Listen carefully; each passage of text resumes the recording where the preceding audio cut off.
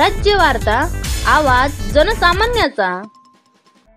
सुकळीत बिबट्याची दहशत, गावात घुसून गायीचे वासरू केले फस्त। मुक्ताईनगर तालुक्यातील मौजे सुकळी परिसरात पुन्हा एकदा बिबट्याची दहशत निर्माण झाली असून ग्रामस्थांमध्ये धास्ती पसरली आहे।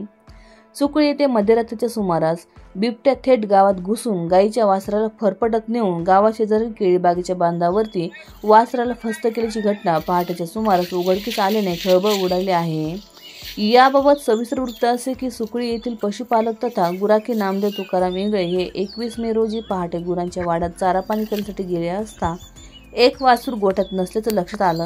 आजूबाजूला पाहणी केली असता ओढत नेले असल्याचा खुणा आढळून आल्यानं त्यांनी शोध घेतला असता शेजारील असलेल्या जिजाबराव पाटील यांच्या केळीबागेच्या बांधावर सदर वासराचा मृतदेह अर्धवट खाल्लेल्या अवस्थेत आढळून आला। तसेच आजूबाजूला बिबट्याच्या पाऊलखुणा आढळून आल्या। समोरील प्रकार पाहून त्यांना कळून चुकले की बिबट्याने वासरू फस्त केले आहे। सकाळी घटनास्थळावर नामदेव इंगळे, बापू पाटील, पोलीस पाटील, संदीप इंगळे, स्वपन न्हावी यांच्यासह काही ग्रामस्थ गेले असता बिबट्या तिथंच झुडपात लपलेला होता। ग्रामस्थांची चाहूल लागताच एक मोठी छलांग मारत तेथून बिबट्याने पळ काढला। यामुळे पोलीस पाटील सह इतर ग्रामस्थांच्या भीतीने थरकाप उडाला। या घटनेमुळे सुकळी येथील ग्रामस्थांमध्ये भीतीचे वातावरण पसरले असून मजूर वर्ग केळीबागेतील शेती कामांना धास्तावला असल्याचे चित्र आहे।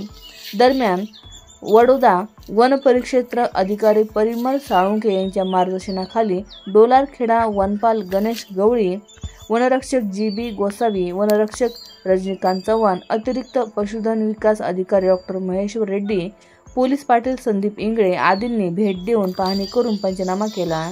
घटनास्थळी वन विभागाचे ट्रॅप कॅमेरे लावण्यात आले। वन विभागाकडून ग्रामस्थांना सतर्कता बाळगण्याचे आवाहन। वन परिक्षेत्र अधिकारी परिमल साळुंखे यांनी ग्रामस्थांना सतर्कता बाळगण्याचे आवाहन केले आहे। तसेच वन प्राण्याबाबतची माहिती, फोटो, व्हिडिओ सोशल मीडियाद्वारे पसरवू नये असे सांगितले।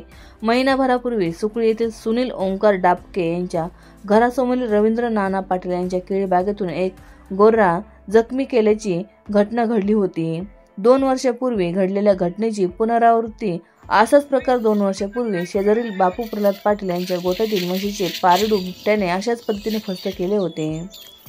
स्वराज्य वार्तासाठी किरण पाटील, मुक्ताईनगर, जळगाव। आपलं नाव? मिलिंद नामदेव इंगळे। मी सुकळी येथील रहिवासी असून नामदेव तुकाराम इंगळे यांचा चिरंजीव।